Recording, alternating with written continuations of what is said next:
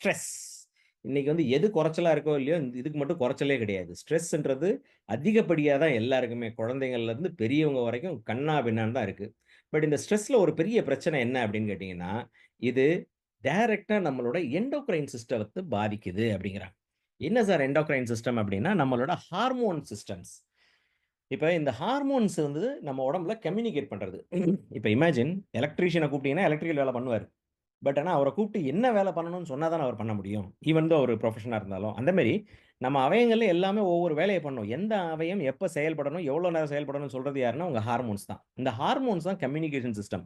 Imagine இப்போ உங்கள ஒரு ஒரு நடுக்காட்டுல விட்டு கம்யூனிகேஷன் சிஸ்டத்த தூக்கிட்டா என்ன பண்ண முடியும் உங்களால? So communication system is more important. அப்ப இந்த ஸ்ட்ரெஸ்ல என்ன சொல்றாங்கன்னா, குறிப்பா அங்க காமிக்கிறாங்க பாருங்க. பிட்யூட்டரி கிளாண்ட் அதாவது ஹைப்போதாலமஸ்க்கு அப்படியே கீழ இருக்கும். நம்ம பிரெயினுக்கு அப்படியே கீழ. ஸோ அந்த பிட்யூட்டரி கிளாண்ட் தான் மாஸ்டர் கிளாண்ட். எல்லாத்தையுமே கண்ட்ரோல் பண்ற விஷயம். அங்க அடி வாங்குச்சுன்னா, எல்லா ஹார்மோன்ஸும் இம்பேலன்ஸ் ஆகுதுன்றாங்க.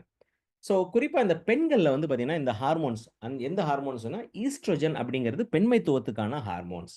ஸோ இது அவங்களோட உடம்புல பல விஷயங்கள இன்ஃப்ளூயன்ஸ் பண்ணக்கூடியது. குறிப்பா பிரெயின் ஆக்டிவிட்டீஸ். இப்ப பெண்கள் வந்து பார்த்தீங்கன்னா, அந்த மூட் ஸ்விங்ன்றது ஜாஸ்தி இருக்கும். சின்ன சின்ன விஷயத்துக்கு இரிட்டேட் ஆவான்னுவாங்க. அதுக்கும் oestrogen plays a major role. Lipid ப்ரொஃபைலா இருக்கட்டும், போன் டென்சிட்டியா இருக்கட்டும், அவங்க ஸ்கின் டோனா இருக்கட்டும், ஹார்ட் ஃபங்ஷனா இருக்கட்டும், அவங்க பிரஸ்ட் சைஸ் சில பேருக்கு சின்னதா இருக்கும், சில பேருக்கு சின்ன வயசுலயே தொங்கி போயிருக்கும், சில பேருக்கு அ வரவே வந்திருக்காது. ஸோ, இதுலயும் ஈஸ்ட்ரோஜனோட ப்ளே தான் ரொம்ப இருக்கு. அதேமாரி ஓவரீஸ். இன்னைக்கு வந்து பார்த்தீங்கன்னா, இன்ஃபெர்டிலைஸ்ட் அங்க அங்க போயி குழந்தை பிறக்கல, குழந்தை பிறக்கலன்னு கேட்டா எஃகு சரியில்ல, எஃகு குவாலிட்டியா இல்லன்றாய்ங்க.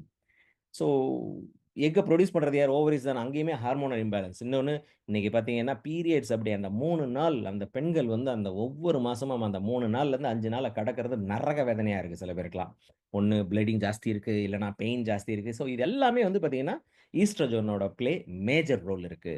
சரி, இதுக்கு ஒரு பேலன்சிங் குடுக்கறதுக்காக தான் லிஃப்ட் மேக்ஸ் அப்படிங்கிற ஒரு ப்ராடக்ட்ட வந்து நம்ம லான்ச் பண்ணியிருக்கோம். லிஃப்ட் மேக்ஸோட பேஸ் பார்த்தீங்கன்னா, பியூர்லி ஈஸ்ட்ரோஜி அதாவது நேச்சுரல் பேஸ் ஈஸ்ட்ரோஜன்ஸ். இதுல வந்து சாஃப்ரான் எக்ஸ்ட்ராக்டும் இருக்கு, ரெட் அல்கி எக்ஸ்ட்ராக்டும் இருக்கு, சோயா ஐசோஃப்ளேமும் இருக்கு. இந்த 4 இன்கிரிடியன்ட் அவங்களோட ஹார்மோன் பேலன்சிங்க்கு நிதர்சனமா சப்போர்ட் பண்ணக்கூடியது. அப்ப ஹார்மோன் பேலன்ஸ் கிடைக்கும்போது, குறிப்பா நம்ம மார்பகங்கள், அதாவது வந்து பார்த்தீங்கன்னா, நான் முதலே சொன்ன மாரி சில பேருக்கு வந்து பார்த்தீங்கன்னா, ஆ ஆ பிரஸ்ட் வந்து ஏஜ் அட்டெண்ட் பண்ணியிருப்பாங்க. பிரஸ்ட்டே வந்திருக்காது. ஃபிளாட் செஸ்டடா இருக்கும். அவங்களுக்கு வந்து அந்த பிரஸ்ட் என்ஹான்ஸ்மென்ட் கிடைக்கும். சில பேர் வந்து பார்த்தீங்கன்னா, சின்ன வயசா இருக்கும். ரொம்ப பிரஸ்ட் வந்துருச்சு. ரொம்ப சேக் ஆயி போச்சு. அப்படியே தொல தொலன்னு இருக்கு. என்னமோ 40 வயசு, 50 வயசு ஆன்டிக் இருக்க மாரி இருக்குன்னுலாம் சொல்லுவாங்க. ஸோ இது எல்லாமே ஹார்மோனல் இம்பேலன்ஸ். அப்ப அது என்ன? இத எடுக்கும்போது அவங்களுக்கு பிரஸ்ட் ஃப்ரிம்னஸ் கிடைக்கும். ப்ராப்பர் ஷேப் கிடைக்கும். அப்லிஃப்ட்மென்ட் கிடைக்கும். 2வது ஸ்கின் டோன். இன்னைக்கு வந்து பார்த்தீங்கன்னா, சில பேருக்கு ஸ்கின் டோன்ல வந்து ரொம்ப யோசிச்சுட்டு இருப்பாங்க. ஆ இன்னர் பாடி ஒரு கலரா இருக்கும். ஆனா ஃபேஸு, கை அந்த எக்ஸ்போஸர்க்குலாம் ஒரு கலரா இருக்கும். ஸோ இது எல்லாமே அன்ஈவன் இருக்கிறதும் வந்து ஹார்மோனல் இம்பேலன்ஸ் அதுல நெறையவே இருக்கு. மோரோவர் வந்து பார்த்தீங்கன்னா, சில பேருக்கு அந்த ரஃப் ஸ்கின் சிதில் சிதிலா இருக்க மாரி இருக்கும். ஸோ இந்த ஹார்மோன் பேலன்ஸ் ஆகும்போது அவங்களுக்கு proper smoothness, anti ageing skin tone நல்லாவே கிடைக்கும். 3வது இன்னைக்கு வந்து பார்த்தீங்கன்னா, இளம் வயதில் டிவோர்ஸ். ஏன்னா செக்சுவல் சாட்டிஸ்ஃபேக்ஷன் இல்ல. என்னோட ஃபீமேல் பார்ட்னர் வந்து எனக்கு சப்போர்ட் பண்ண மாட்டேங்கிறாங்க அப்டின்னுவாங்க. இதுல 2 விஷயங்கள் இருக்கு.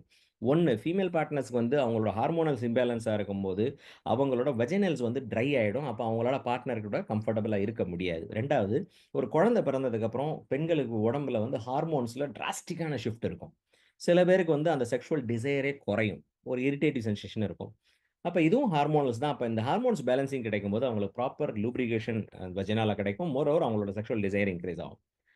இன்னொன்னு நான் முதலே சொன்ன மாரி வந்து பார்த்தீங்கன்னா, இன்னைக்கு ரெகுலர் பீரியட்ஸே பல பேருக்கு வந்து நரக வேதனையா இருக்கு. அந்த பீரியட்ஸோட காம்ப்ளிகேஷன்ஸ் அது வந்து இயற்கையான முறையில எந்த ஒரு டிஸ்டர்பன்ஸும் இல்லாம இருக்கிறதுக்கும் இந்த லிஃப்ட் சப்போர்ட் பண்ணும். பல பேருக்கு குழந்தை வரம் கிடைக்கிறது. இன்னைக்கெல்லாம் வந்து பார்த்தீங்கன்னா, ரொம்ப கொடூரமான விஷயம். டிவில வந்து உங்களுக்கு குழந்தை வேணுமா? எங்ககிட்ட வாங்கன்ற மாரி அளவுக்கு ஆட் குடுக்க ஆரம்பிச்சுட்டாய்ங்க. எவ்வளோ கேவலமான ஒரு விஷயமா ஆக்கிட்டாங்கன்னு பாருங்க. ஆக்கிட்டாங்கன்றத விட நம்ம ஆக்கி வச்சிருக்கோம் வாழ்க்கைய. இதுதான் நிதர்சனமான உண்மை. அடுத்தவன் மேல பழிய போடுறத விட நம்ம தான் ரெஸ்பான்சிபிலிட்டி எடுத்துக்கணும். சரி ரைட்.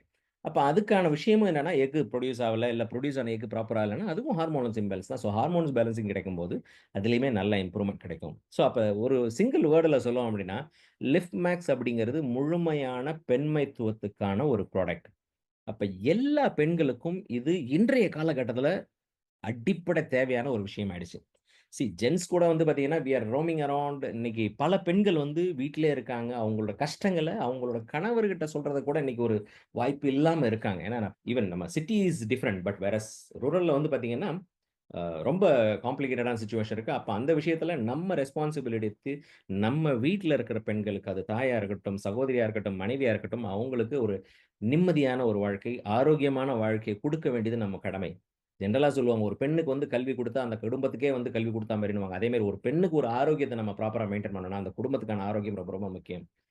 ஸோ இது பெண்களுக்கான ஒரு அற்புதமான ஒரு ப்ராடக்ட்ன்னு சொல்லலாம். ரைட்.